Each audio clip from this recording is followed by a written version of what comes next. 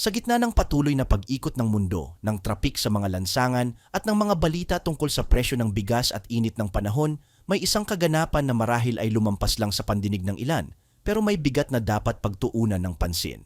Sa isang bahagi ng bansa, kasabay ng pagtaas ng araw at alinsangan ng hangin, isang serye ng malalakas na putok ang umalingaw-ngaw. Isa, dalawa, tatlong putok. Hindi ito dahil sa kaguluhan. Hindi rin ito dahil sa rebelyon o terorismo. Ito ay bahagi ng isang opisyal na military exercise, isang pagsasanay sa pagitan ng ating Philippine Marines at mga sundalo mula sa Estados Unidos. Isa sa mga tampok sa nasabing pagsasanay ay ang pagpapaputok ng 81 mm mortar, isang mabigat at makapangyarihang sandata na idinisenyo para sa suporta sa labanan. Parang normal lang, hindi ba? Isa na namang military drill. Isa na namang pagsasanay. Pero sa likod ng tunog ng armas na yon, may mga tanong na kailangang itanong.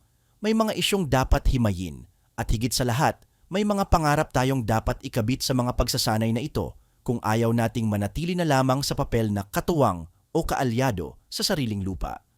Una sa lahat, bakit ba ito mahalaga? Sa isang panahon kung kailan ang ating soberanya ay lantad na hinahamon sa West Philippine Sea, sa ating mga isla at sa ating karagatan, hindi na natin pwedeng balewalain ang usaping pambansang depensa. Hindi na ito panahon ng pagwawalang bahala. Hindi na tayo maaaring kumapit lamang sa diplomatikong dasal at umaasa na igagalang ng lahat ang ating karapatan bilang isang malayang bansa. Ang realidad ay malinaw. May mga bansang nagtatangka, tahimik man o lantaran, na supilin ang ating karapatan sa ating sariling teritoryo. Kaya nga't ang bawat hakbang upang palakasin ang ating militar, lalo na kung ito'y para sa training at skills development, ay dapat natin tingnan bilang bahagi ng mas malaking larawang tinatawag na national preparedness. Ang 81 metro na mortar ay hindi lang isang bakal na nagpapaputok ng granada. Ito ay simbolo ng kakayahan nating lumaban kung kinakailangan. Simbolo ito ng isang institusyon, ang Armed Forces of the Philippines, na sa kabila ng limitadong budget, ng kulang na kagamitan at minsan ay pagdududa mula sa taumbayan, ay patuloy na nagsusumikap na maging handa. Pero heto ang susunod na tanong, handa nga ba talaga tayo?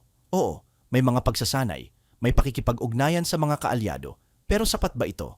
Kapag ba dumating ang tunay na laban, hindi lang sa anyo ng armas, kundi sa anyo ng propaganda, cyber attacks o ekonomiyang pananakop, kaya ba nating tumindig ng mag-isa? At dito pumapasok ang masalimuot na usapin ng pakikipag-ugnayan sa Estados Unidos. Ang ating kasaysayan ay puno ng dialektika sa kanila.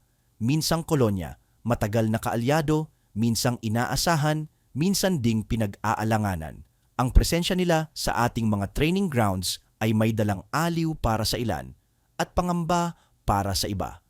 Tayo ba'y tunay na sa huli? Ang pagpapaputok ng 81 metro mortar ay maaaring tingnan bilang isang pangkaraniwang military drill. Pero kung bubusisiin, ito ay isang paalala na sa bawat putok ng armas, may kasaysayan, may prinsipyo at may pangarap para sa isang bansang ligtas, malaya at may kakayahang ipagtanggol ang sarili. Hindi lang sa tulong ng iba, kundi dahil matatag ito sa sarili niyang lakas. Sana hindi lang ito tunog ng pagsasanay. Sana ito'y maging simula ng panibagong sigasig sa pagbubuo ng isang sandatahang lakas na tunay na makabayan, moderno at may malasakit sa bayan. At sana, habang pinapaingay ang mortar sa training ground, mas marinig din natin ang tinig ng karaniwang Pilipino na ang tunay na seguridad ay hindi lang laban sa labas, kundi laban sa kahirapan, korupsyon at kawalang katarungan sa loob ng ating sariling bayan.